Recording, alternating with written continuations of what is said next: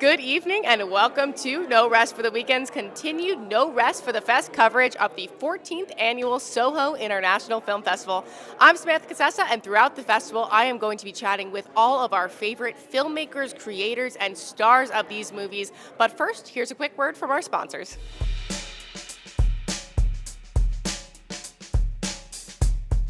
Sponsored by Black Magic Design, the world's highest quality products for the feature film, post and broadcast industries. blackmagicdesign.com. And by JMR Rentals, professional, digital, cinema and broadcast equipment rentals in Brooklyn, New York. jmrny.com.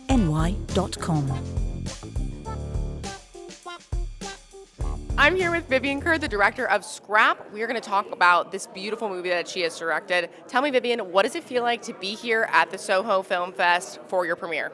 It's very exciting because I was actually here 4 years ago with the short film version. So to be back 4 years later with the feature feels very full circle. It's very rewarding. And what are you excited about people getting to see from this movie? First, tell us a little bit more about the plot for people who may not know, and then what are you hoping we're all going to be able to get out of it once we get to see the movie?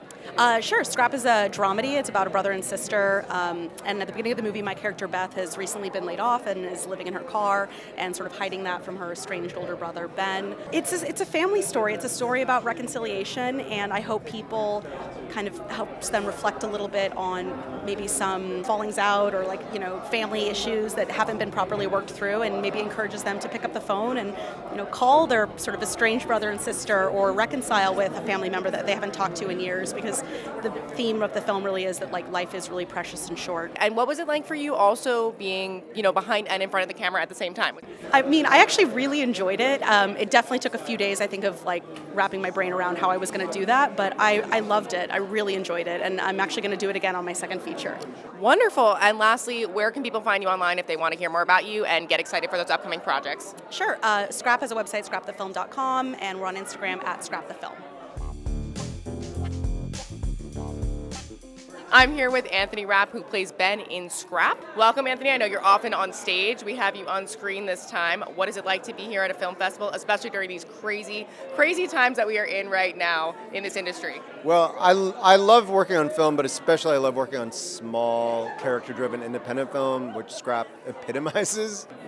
Done for the work, done for the thrill of getting to tell a story and explore human themes.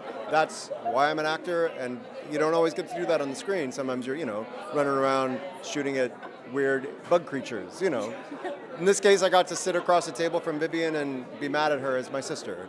So I can see that you are repping SAG-AFTRA today. We are currently at an independent film festival that is part of the interim agreement. Will you tell us a little bit about what that is like and, how you as an actor in SAG are working through this strike in other ways as well? I think it's really important that we have the interim agreement, which means that Scrap and all the other films that are being represented here have made an agreement with the union to work under the terms that the AMPTP, the big money dudes, are saying no to.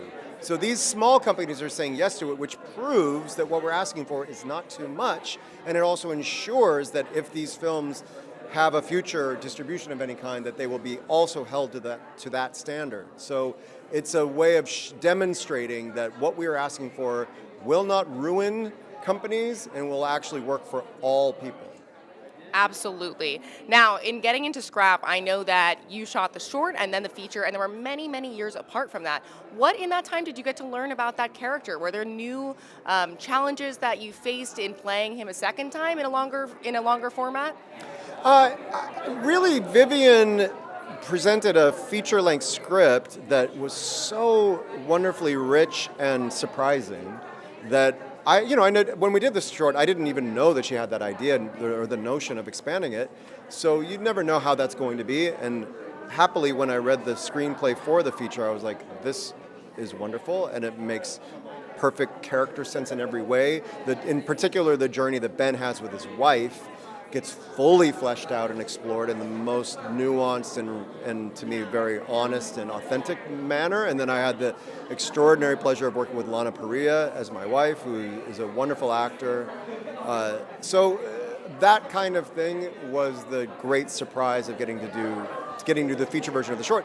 And then honestly, Vivian, as the writer, director, and actor, it was amazing to see that she could wear all those hats so effortlessly and elegantly and still be absolutely in the scene with me as an actor, absolutely understanding what she needed to be watching for as a director, and absolutely always rigorous about the language and the text. So I don't know how she did it, truly, but it was great that she got to then step into that role as a director since she didn't direct the short.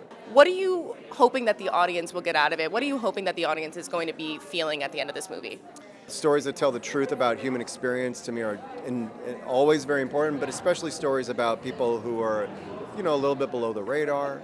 In this case, her character is struggling with homelessness, and in a way that, it's not necessarily the way you typically think people are struggling with homelessness. It's an under-examined, under-reported phenomenon that is happening for many people in the middle class of home insecurity. And that's one sort of big headline that at least maybe it'll start people thinking of becoming more aware of that and being able to support their fellow citizens who might be going through that sort of thing. And then another level, to hopefully be moved by the truth and honesty of the nature of the complicated relationships between Ben and his sister and Ben and his wife. I know I'm speaking about Ben, but it's certainly what she's going through with all of her complications. Those things I think and hope will resonate for people as they reflect on their own relationships.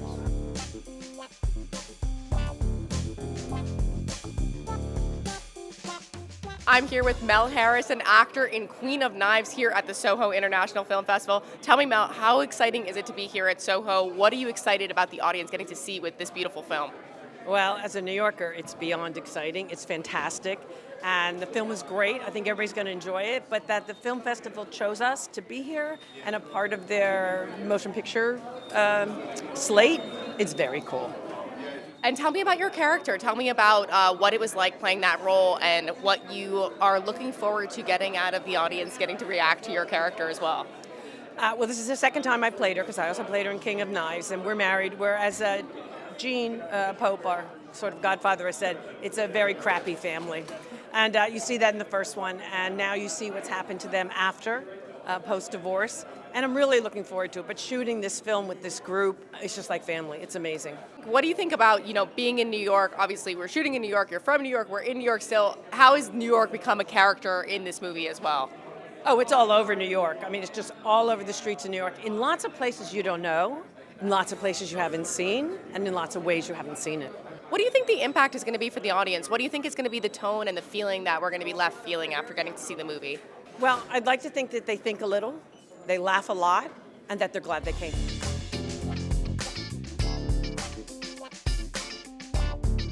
I'm here with Tara Westwood, one of the actors in Queen of Knives here at the Soho International Film Festival. Tell me, Tara, a little bit about your character in this movie and what it was like to play her. Well, I just saw you interview the wonderful Mel Harris, and I get to play her love. So it was fun. It was a great time. And the cast and crew, I didn't know exactly who was in it before I showed up as far as the entire cast, and I knew some people, and I know Lindsay the writer, and she's so great. So the whole process was a complete delight. How do you think the audience is going to react to this film? What do you think are going to be kind of the main feelings that we're leaving with after getting to see this? I think people are really going to enjoy this film because, it's about life and relationships and how that's all complicated, and it is. I don't know anyone that doesn't think it's not. So I think it's something that everyone can relate to, and it's just a fun hour and a half, or I don't know how long it is. However long it is, that's how much fun you're going to have. Amazing. This has been Tara Westwood with Queen of Knives here at the Soho International Film Festival. I'm here with Gene Pope, the creator and lead actor of Queen of Knives. Tell me, Gene, how excited are you to be at Soho? What was the path like to get us here? Oh my God, I'm so excited to be here. I can't believe we have a sold out crowd. Everybody running this festival, this is the top of the line. It really is. And of course it's in New York, so I love being here. And the path was not always 100% sure we'd get here. It was one of those movies where we worked on it through COVID, and we weren't sure, and we'd be around to do this movie, and then finally we were, and everybody was wearing masks, and it was one of these things where we took a lot of chances with the script. We took a lot of chances with the story, but we wanted to tell our story a certain way. And that's exactly what we did, and we found that audiences are really enjoying it, and I'm thrilled at how it came out. Thrilled. Incredible. And tell us a little bit about the story itself. What's at the center of this? What's at the heart of this? It's really about a family in Brooklyn, and it's you got the adults of one generation, you got the two kids of another generation, and when we start this movie, they've all splattered to the winds here in Brooklyn. And they're trying to make their way and figure out, well, I'm different from my parents, and well, maybe no, you're not.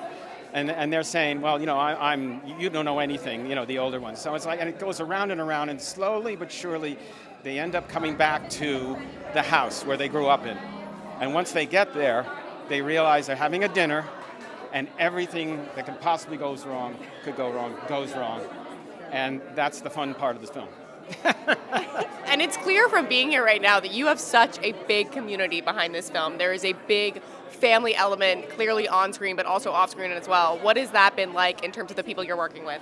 Oh, well, I adore every one of these people I'm working with. A lot of us have worked together before. My producer, the director, Mel Harris was in the first film. It's a repeat of everything.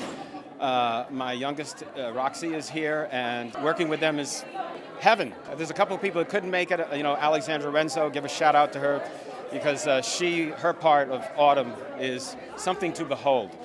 And she just brought it to the stage. It's just like, snapped her fingers, that's it. It was great. Great people, great crew, too. Wonderful crew. And the casting, Liz Lewis casting, they always have wonderful people for me to look in a room, and it's because of them. All of those things have to happen. And my editor, Maria Cataldo, I just have to say to her, thank you. Worked with her for years, and she's like the strainer that takes all the stuff and starts forming it into a story that has the right pacing, and makes it funny, or makes it not funny when it's supposed to not be funny. You know what I'm saying? And that, so it's a group. It's a wonderful group that we got together here. We got to keep going. Got to make more. Absolutely. And on that note, tell us, where can we find you online if we want to hear more about you and see what's coming up next for you? Okay. Well, you can go to queenofknivesthefilm.com. And that has that. If you just in Facebook, you can see me as Gene Pope. Instagram, P Pope. And you're going to see us all over social media. Believe me, we're ready to sign our distributor agreement, so we're ready to go full bore, everywhere all at once. I have the pleasure of being joined by Jet Tolentino, the director of Asian Persuasion. Tell me, Jet, what are you feeling tonight going into this festival? What are you excited about the audience getting to see from your film? I'm excited for those who haven't seen it. They've been asking me, are you nervous? No, I'm not. I'm not nervous. I'm very excited for those who haven't seen it. And I want the audience to be able to take a step back, take a deep breath, and say, wait, this kind of Asian storytelling is something new. Because we don't have any superpowers or any ninja kind of thing. This is just regular New Yorker, but just Asian American. It could be anybody. And tell me about those everyday New Yorkers. Who are these characters that we're following? What's the central story? Yeah, so the story is centered on this down on his luck, frustrated chef, played by Dante Basco. And he is divorced from his 15-year marriage with Casesa Concepcion. And Dante is so proud that he didn't even consult a lawyer. He just signed it. He signed the divorce paper, and only to find out that he can never afford any of the alimony and child support. So he was like, wait a minute, how do I do this? So with the help of his wingman, played by Kevin Kreider of Bling Empire, they put up this fake dating profile of Casey Concepcion online, and then they found this this suitor in Paolo Montalban, and then Dante was coaching him on how to court his ex-wife. He knows everything, of course, from the flower, movie, food. So Paolo and Casey are falling in love, and then Dante watched horrified, and he was like, wait, I still have feelings for her. he wants to win her back, but he might be too late. We as audiences have been missing these kind of rom-coms, these kind of stories that you're talking about. It has not been as common to see rom-coms as we have in decades past. What do you think has been missing about rom-coms, and what do you think is the magic that makes those stories really click for so many audiences? Well, because most rom-coms, as they say, they're all predictable. I can assure you that you can never predict the ending of this film, because I don't like any films that I can predict the ending. I don't like to read books. If my anticipation matched the ending, I don't like that. I want to be left like broken and provoked. That to me is art, and it has to be both ways. That we let the audiences participate in our storytelling and give them the agency to follow the story. Absolutely, Yeah. absolutely. Not spoon feeding. Yeah. Precisely. And you are doing an amazing thing as well behind the scenes in that you have an incredible representation of cultures and communities from all over Asia. Tell me a little bit more about that process and if that was, a very intentional, important thing for you. Yeah, it was a very intentional thing. Me and my producing partner, Mike Ang, who happens to be our screenwriter, from the beginning, we had this sacred oath that we have to provide opportunity for our Asian American filmmakers because it seems like nobody else is doing it. So if you don't do it, we'll just be left. And, we focus on hiring Asian women. We have 10 women department heads, and that's like unheard of. And they're very grateful because they've been in the industry for over a decade and they've always been assistants. And like nobody gave them the deciding hat, so that by itself is a win. And we walk the talk. We have to make sure that we continue on. 21 Asian countries are represented in this film. Yeah. Incredible, incredible. You are also a big music guy, right? You are a Tony winner, you are a Grammy winner, music has been such a big part of your career. To what extent is music part of this project as well? It is a big part of all of my project actually, because as a Recording Academy voting member, I make sure that I make spaces and I love the talent discovery.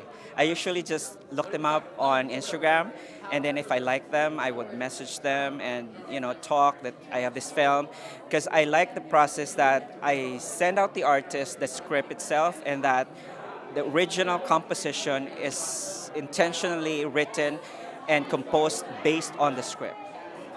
So in Asian Persuasion, we have 22 songs, and 18 of the original songs were written specifically based off of the script.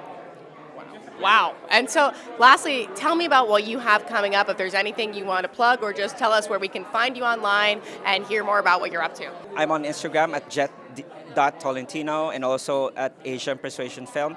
What's coming up is, we've announced this already. I'm producing with Rosario Dawson for my next film, Relive. We're supposed to do that on Guam this year, but then, the Super Typhoon Mawar ravaged the island. So we're on pause. Hopefully we'll do that next year. I am joined by Dante Basco, one of the lead actors in Asian Persuasion here at the Soho Film Festival. Tell me, Dante, what are you excited about when it comes to this movie? What about the story really made you want to latch on? Well, it's really amazing. My first time shooting in New York City, and that was really kind of a phenomenal thing. And then also working with some great actors who've been friends of mine for many years, like Paulo Montalban. We've known each other since our days in LA, and as cool young actors, and us finally getting to work together in the film like this, and it was really great. And Casey Concepcion was a celebrity in the Philippines, and I've known her mother and her, and so really working with them has been really wonderful. And then getting to work with Jet Tolentino, the director and Broadway producer, so being a part of the Filipino community and the whole what's going on with Asians in Hollywood over the last few years, and being this golden age, and really bringing the Filipino stories to be a part of the rising tide of what's going on. It's really phenomenal. Absolutely. This is a rom-com, which we have not seen as much of in the past decade or so. Rom-coms have been not as popular as they were before that, but we know that they are loved and missed by audiences. What do you think has been missing about rom-coms lately that we're bringing with this film? That is true. That's also one of the things that attracted me to the project, because it's my first rom-com, actually. And when Jet offered me the film, wanted me to play the lead in it, I really was like, it was cool. I mean, I get to be a father, and rom-com, I think a lot of us are, it's a guilty pleasure, these rom-coms that we've all grown up with. and I just think, I don't know why they've been gone for so long. But it's great to kind of get my shot to do one, and I don't know. I'm like, am I supposed to be funny? Is the situation funny, or am I funny, or is it just all so sad that it's funny? I don't know. Culturally, this film, just from behind the scenes on the screen, has so much representation from tons and tons of different Asian communities and cultures. Was there anything personally for you in the film that you're like, wow, that's so cool that I get to see this? This has been a while, if ever, that I've seen this on film. I haven't seen it yet, so I can't wait to see how it turns out. But again, like you said, like a bunch of different cultures in the film, Kevin and Celia, Korean and Chinese and Filipino, like all of us kind of interacting and having subtle differences of what's going on, but inside jokes. And I can't wait to see it all on screen together. And so I'm just as excited as everyone else to see the film. Amazing. And what do you think the audience is going to feel? What do you think is going to be the main takeaway? Are they going to feel more reflective? Are they going to just have laughed so hard, maybe cried, or some of all the above? I don't know. We'll see. We'll see. I mean, I'm just an audience member tonight, so I'm going to be rolling on taking the ride with the audience, and we'll see. And we'll see how we feel. I hope people can kind of feel a little love, a little hurt, a little, all that, Everything you're supposed to feel in a rom-com. I look forward to all that. Amazing. And finally, tell me, where can we find you online if we want to see more from you, hear about what you have coming up and stuff like that? Yeah, just, you can follow me on IG and whatnot at Dante Basco, or my TikTok is hot right now, Rufio Zuko. So check it out. I am here at the Soho International Film Festival with Casey Concepcion. Tell me, Casey, how does it feel to be here at Soho, and how excited are you for people to get to see this movie? I mean, it's absolutely amazing. This is a full-on Asian American production from the front of the camera to the back of the camera, all Asian American, and I think that was such a feat. It was really such a feat, and we overcame every single obstacle, and now we're here, and let's just have fun. It's a fun-loving movie. It's nice and light and like young and just fun, so it's great. It's nice. It has a little Filipino touch to it. I'm actually Filipino, and it's just, I feel like there's really a lot of space right now for Asians and Filipinos, and that's absolutely amazing.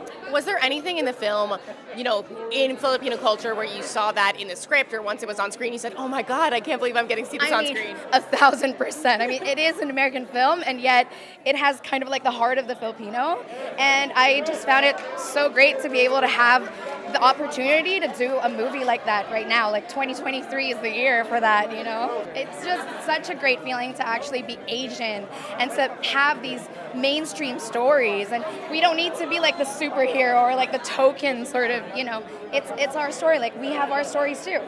And we are Asian and Asian Americans too. And, it's just great to be able to tell a normal person's story and not be typecast. It's just like one ethnicity, one race. It's really nice to be able to do that. And what about your character specifically stuck out to you and made you so excited to get to know her better? I mean, really, this is about a divorced couple trying to see if they're going to get back together or not. And I think there's just so much love amidst the hate and just all of the things that come with a divorce. To be able to, talk about forgiveness, but also it's a crazy film. It's a fun film. Just a lot of heart as well. Yeah. Absolutely. And lastly, where can we find you online if we want to hear more about you and follow along? Well, you can follow me on Instagram, Christina with a K, Concepcion. So, yeah, and I'm all over my socials. I'm on YouTube and everything. So I'll see you guys there. Perfect. Thank you, Casey. It's been a pleasure talking to you. We're so excited for you here at the Soho International Film Festival, and congratulations. Thank you.